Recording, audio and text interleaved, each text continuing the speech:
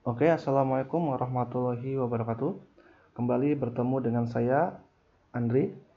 Hari ini saya akan meneruskan pemaparan materi mengenai hukum gravitasi Newton.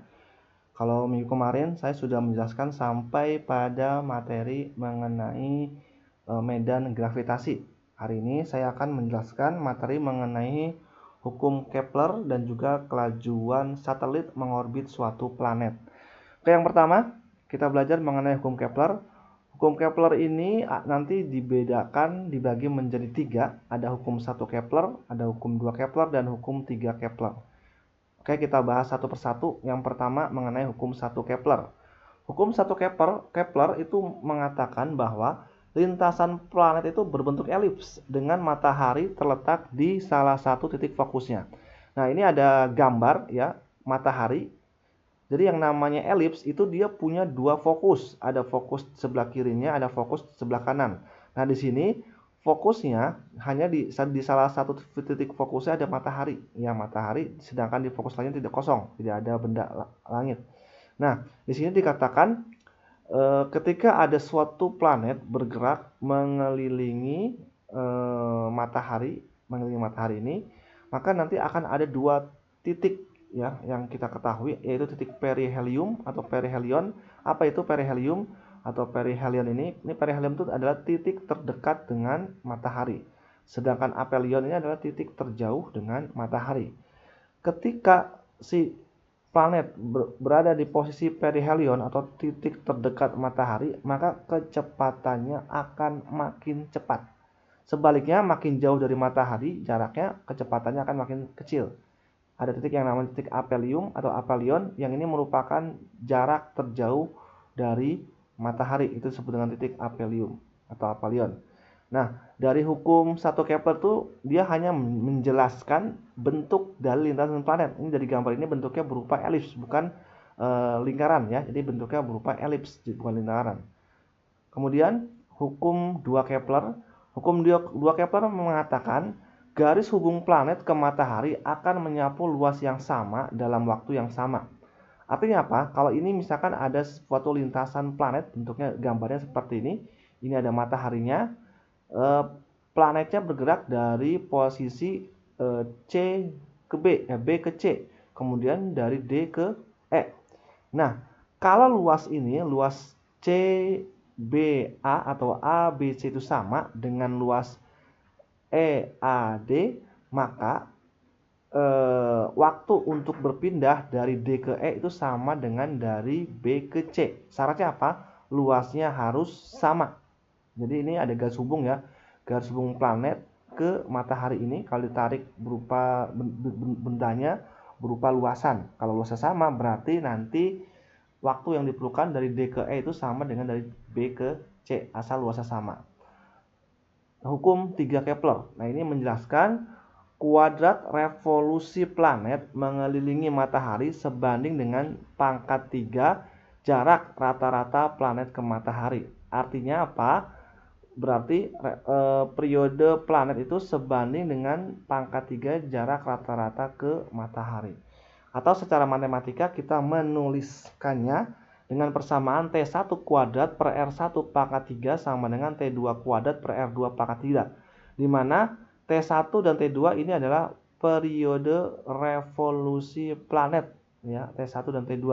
R1 dan R2 ini adalah jarak rata-rata planet ke matahari. Contoh, supaya kalian lebih paham, planet X mengorbit matahari dengan periode revolusi 1 tahun. Tentukan periode planet Y jika perbandingan jarak rata-rata planet X dan Y ke matahari adalah 1:4. Langkah pertama kita tulis dulu apa yang diketahui di soal. Diketahui di situ periode planet X, TX ya, itu adalah 1 tahun. Berapa periode planet Y? Kalau diketahui perbandingan jarak rata-rata planet X dan Y ke matahari adalah 1:4. Dengan menggunakan persamaan dari hukum 3 Kepler, yaitu Tx pangkat 2 per Rx pangkat 3 sama dengan Ty pangkat 2 per Ry pangkat 3. Dengan mensubstitusi nilai Tx-nya adalah 1 pangkat 2 per ya Rx-nya adalah 1 juga, 1/3 sama dengan TY kuadrat per 4/3. 1/1 sama dengan TY kuadrat per 4/3 adalah 64 ya.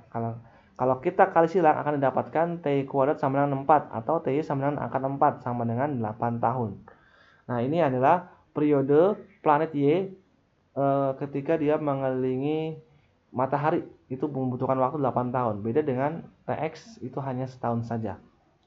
Kemudian mengenai kecepatan satelit mengorbit bumi. Di sini digambarkan ada sebuah planet ya yang dikelilingi oleh sebuah satelit. Satelit ini bergerak mengelilingi planet ini. Ketika planet dan satelit ini bergerak ya, ini nanti terjadi gaya sentripetal ya. Gaya sentripetalnya ini nanti besarnya sama dengan gaya gravitasi. Maka bisa kita hitung gaya sentripetal rumusnya mv kuadrat dibagi r. Gaya gravitasi rumusnya G sama dengan mp kali ms per r kuadrat. Dimana ms ini adalah massa satelit, mp massa planet. Nah, ini karena ms-nya sama, saya coret, maka akan didapatkan persamaan V sama dengan akar G kali massa planet mp dibagi dengan R. Perlu diingat di sini nanti massa planet itu harus dalam satuan kilogram. mp itu massa planetnya, G ini tetapan umum gravitasi, ya R-nya adalah jarak titik ke pusat planet. Dari persamaan medan gravitasi, kita tahu bahwa G kecil itu sama dengan G dikali massa planet dibagi dengan R pangkat 2 ya.